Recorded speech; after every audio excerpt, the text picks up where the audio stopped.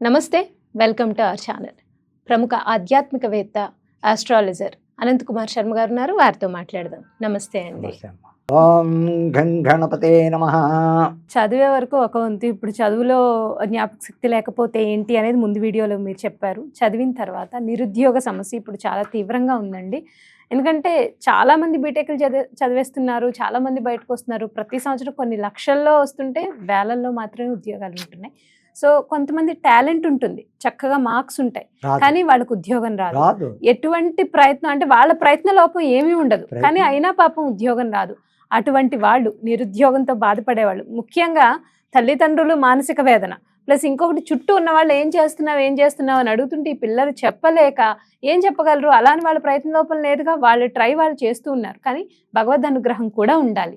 ఆ భగవంతుని అనుగ్రహం కోసం ఈ నిరుద్యోగ సమస్యతో బాధపడే వాళ్ళు ఎటువంటి పరిహారాలు పాటించాలో చెప్పండి. అమ్మ, ఇవాళ నిరుద్యోగ సమస్య ఎక్కువైపోయింది. ఏమిటయ్యా అంటే, నేను లైవ్లోకి వెళ్ళిపోతున్నాను, ఇంకా ఆపను. బాగా కమర్షియల్ చేశారు ఉద్యోగాలు, లంచం. గవర్నమెంట్ కోటా కరెక్టే అంటున్నాడు. గవర్నమెంట్లో మీరు సెలెక్ట్ అవుతేనే జాబ్ అని చెప్తున్నారు పబ్లిక్కి, కానీ అది ప్రకటించేసరికే కొన్ని వందల మందికి బ్లాకులో ఉద్యోగాలు సెట్ అయిపోతున్నాయి. ఎలా అవుతున్నాయి ఉద్యోగాలు? ఏమైపోయి నువ్వు ఇచ్చిన పోస్టులకి ఇంతమంది, ఇన్ని లక్షల మంది రాశారు, కష్టపడ్డ వాడికి ఉద్యోగం లేదని అడిగారమ్మా మీరు. ఎందుకు వస్తుందమ్మా? ఏమీ లేనివాడు జస్ట్ నామకాహ పెడతాడు, చక్కగా ఏదో రాసేస్తాడు, వస్తాడు, వాడికి రెడీగా ఉంటుంది అక్కడ ఉద్యోగం. వాడికి తెలుసు నాకు ఉద్యోగం ఉంది, వెళ్ళాలి, కాబట్టి వెళ్ళాలి, నేను రాయాలి, రాస్తాడు చక్కగా. వాడికి నిజంగా కష్టపడి అహోరాత్రులు కోచింగులకు వెళ్ళి పాప ఆన్లైన్ కోచింగులు చూసుకుంటూ కష్టపడి రాసిన వాళ్ళకి అందులో చక్కగా సెలెక్ట్ అయిన జాబులు రాత్రి లంచగొండితనం ఎక్కువైందమ్మా. లేదని వీడు అబద్ధాలు ఆడుతున్నారు.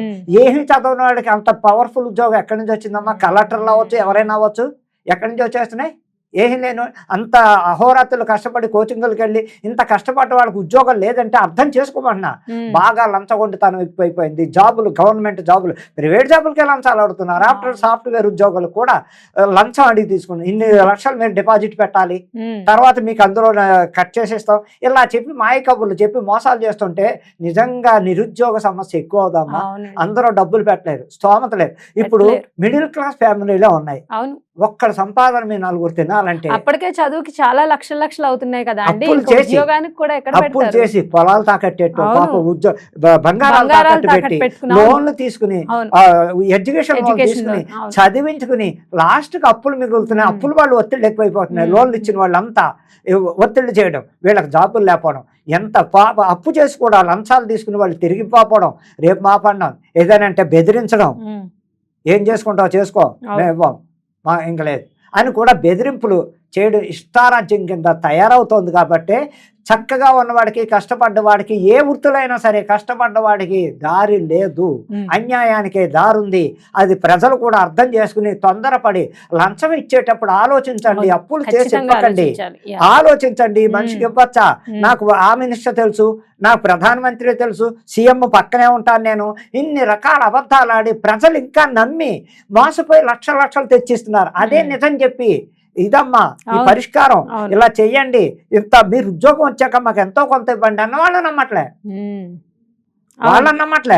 వీడు అయస్కాంతం పెడతాడు చేతిలో, రకరకాల కబుర్లు చెప్పి వాడు పాపం నిజమేమో అనుకుని ఇంట్లో బంగారమో లేకపోతే ఏదో తాకట్టేటాడు, లేకపోతే తెచ్చి వాడు 10 లక్షలు అంటే ఎలా తెచ్చిస్తారో, మాయలో ఎలా పడతారంటే వశీకరణం. అది వశీకరణం అంటారు. ఆ మాటలు పడిపోతారు వాళ్ళు. అంత టెక్నిక్ గా పడగొట్టి ఆ వ్యక్తిని పాపం లొంగ తీసుకుని తర్వాత నుంచి బెదిరించాలి. ఇంకా ఆడపిల్లలు అవుతే మామూలుగా కాదమ్మా, మీరు తప్పుగా మామూలుగా ఏడిపించట్లేదు. ఉద్యోగస్తులు ఉద్యోగానికి ఇంటర్వ్యూ కడితే వాళ్ళు అడిగే ప్రశ్నలు పరమ చండాలంగా ఉన్నారు.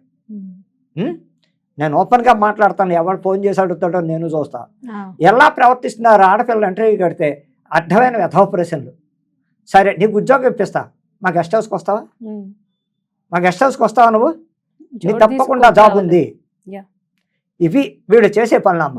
నమ్మించి వాడుకుని వెళ్ళకూడదండి. ఎందుకు వెళ్ళాలి? వీళ్ళ మాయ అదే, అందులోనే పడకూడదు, ప్రతి ఇంటికి నిజంగా అలా అడిగాడు అంటే వాడు ఉద్యోగం ఇచ్చేవాడు కాదు అని. వాడు కామంతో పిచ్చిలించేవాడు, వాడు వాంఛ తీర్చుకోవడానికి వంకటి. తర్వాత మళ్ళా జాబు లేదేం లేదు.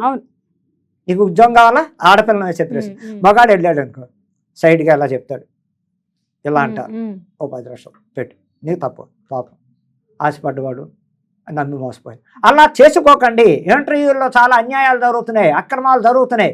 వాళ్ళకి చెప్పినట్టు విధానంగా విన్న వాళ్ళకి అక్కడ ఉద్యోగం నిజంగా కష్టపడ్డవాడి జాబు లేదు. ఆలోచించండి. ఈ ఉద్యోగాల దగ్గర కూడా మోసపోకండి, అప్పులు తెచ్చి పెట్టకండి. దైవం ఉందా, దైవాన్ని నమ్మండి. విపరీతంగా ఈ ఉద్యోగాలు రావడం కోసం కూడా దైవానికి ముడుపులు ఉన్నాయి. చెప్పండి, అవి ఆ ముడుపులు పెట్టుకోండి. ఏ దేవుణ్ణి ఆరాధిస్తే ఆ ముడుపు పెట్టుకుని ఉద్యోగం రావడం కోసం చేస్తే బాగుంటుంది అంటే దక్షిణామూర్తికి ఎంత చేసినా. అలాగే శివపార్వతులిద్దరిని ప్రతి అమావాస్య, ప్రతి సోమవారం నాడు, ప్రతి మాస శివరాత్రి నాడు చక్కగా వాళ్ళని ఆరాధించండి. ఈ శివపార్వతులకు మొక్కు పెట్టండి. ఎలాగయ్యా అంటే ఇప్పుడు శివపార్వతులు ఉన్నారు, వాళ్ళకు ముడుపు ఏమిటయ్యా అంటే చక్కటి పరిష్కారం. ఈ ఆయనకి ఇష్టమైంది ఓం మహిం శ్రమ, ఓం మహిం శ్రమ. బియ్యం మూట కట్టడం శివపార్వతులకి.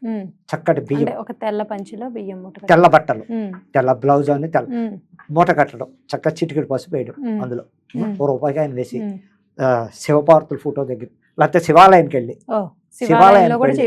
శివాలయంలో కట్టుకునేది ఉంటే కడతారు చాలా మంది చెట్లకి. ఏవో రూపేణ మనసులో ఏదో ఒక రెమెడీ ఉంటుంది.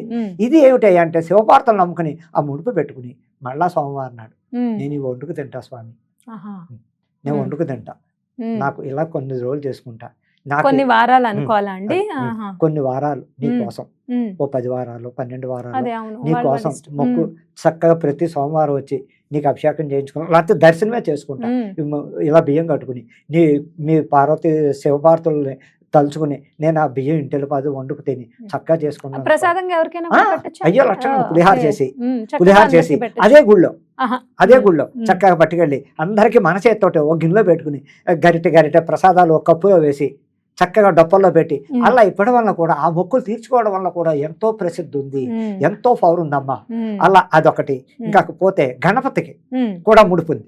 ఏమిటయ్యా అంటే ఇలాగే బియ్యం పసుపు బట్టలు, బియ్యం మూట కట్టడం, అందులో ఇలాగే ఈ ఇంకా పసుపు బట్టలు బియ్యం పోయడం, చక్కగా 1/2 కేజీ కేజీ చిటికెడు పసుపు వేయడం, రూపాయికాయను వేయడం, మూట కట్టేసి పెడితే వినాయకుడి గుళ్ళో కాదు, వర్షాలకి దీనికి తడిసిపోతున్నాను వినాయకుడి ఫోటో దగ్గర పెట్టేసుకోవడం. మళ్ళా సంకష్ట చతుర్దశి కానీ బుధవారం నాడు కానీ, బుధవారాలు మొక్కెట్టుకుందాం. ఇన్ని బుధవారాలు స్వామి, ఓ 9 బుధవారాలు నీకోసం నేను మొక్కు. ప్రతి బుధవారం నీకు వచ్చి 9 ప్రశ్నలు చేసుకుంటా, నీ దర్శనం చేసుకుంటా, నీ గరిక బెల్లం నీకు సమర్పిస్తా. ఈ బియ్యం బుధవారం మార్చి మేము వండుకు తింటాం.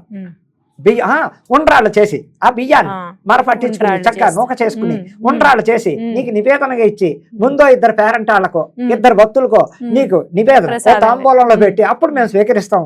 అలా చేసినా కూడా అమ్మా ఉద్యోగ ప్రాప్తి తప్పకుండా కలిగి తీరుతుందని నేను ఖచ్చితంగా చెప్తున్నాను. ఇలా చేసుకోండి. నమ్మక ద్రోహాలు